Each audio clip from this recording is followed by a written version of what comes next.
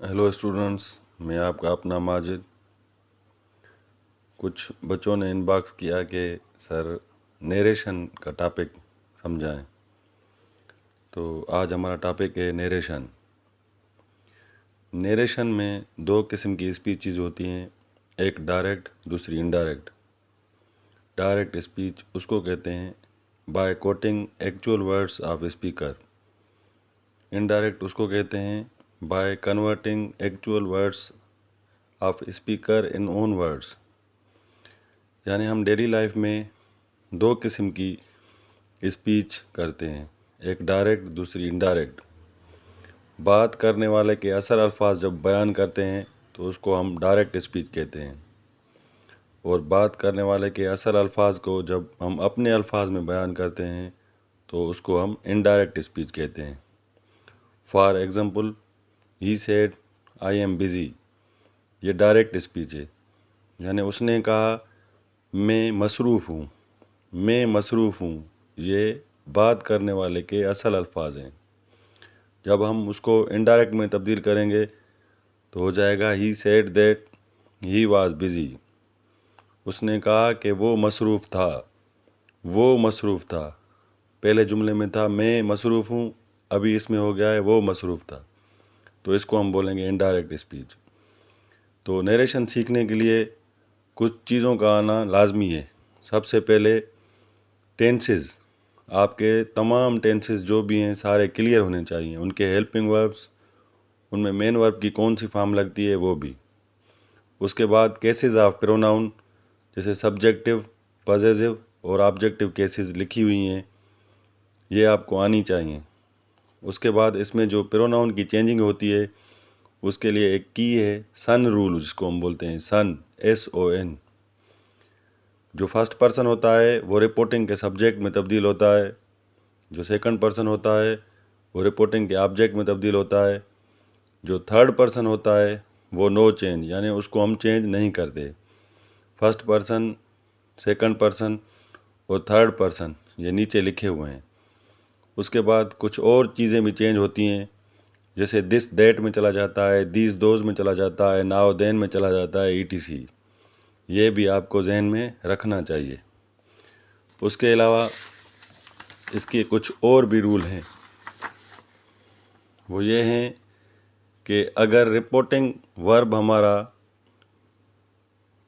Past tense में होता है तो रिपोर्टेड के जो भी टेंसेस हैं ना प्रेजेंट के, वो पास्ट में हो जाएंगे।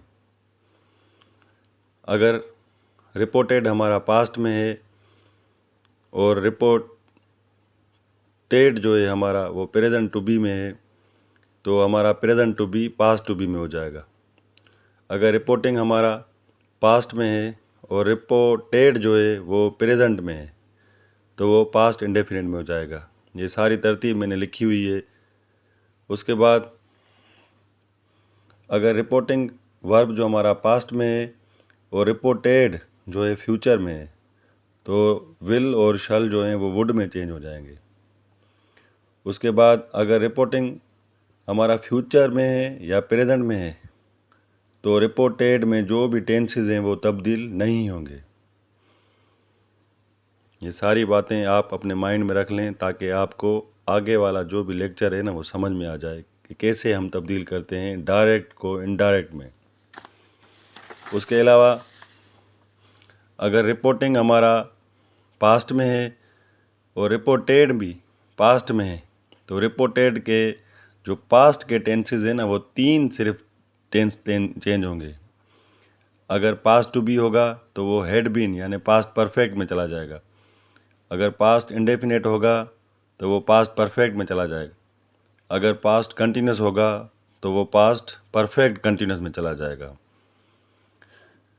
ये सारी बातें जिस बच्चे को, जिस स्टूडेंट को आएंगी वो डायरेक्ट स्पीच को इनडायरेक्ट स्पीच में आसानी से हल करेगा। ये सारा लेक्चर एक दफ़ा फिर आपकी नज़र करते हैं। Narration, direct and indirect speech is called narration. Narration के लिए आपको टेंसेस का आना लाजमी है। उसके बाद केसेस ऑफ प्रोनाउन, उसके जो रूल हैं, रिपोर्टिंग, रिपोर्टेड क्या होता है वो सब आपके सामने है।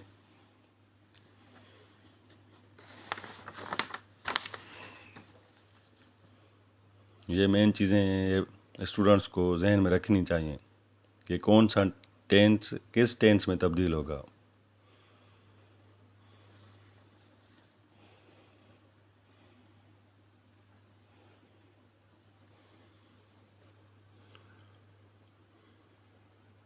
फ़िलहाल के लिए आप ये बातें माइंड में रखें। हमारा जो अगला लेक्चर होगा वो जो भी मैंने ये रूल लिखे हैं उसके मुताबिक होगा, और हर सेंटेंस हम डायरेक्ट वाला इनडायरेक्ट में तब्दील करेंगे। जो बात आपको समझ ना आई हो वो कमेंट सेक्शन में लिखें ताकि मज़ीद उसको आसानी के साथ आपके साथ बयान करें। Thank you.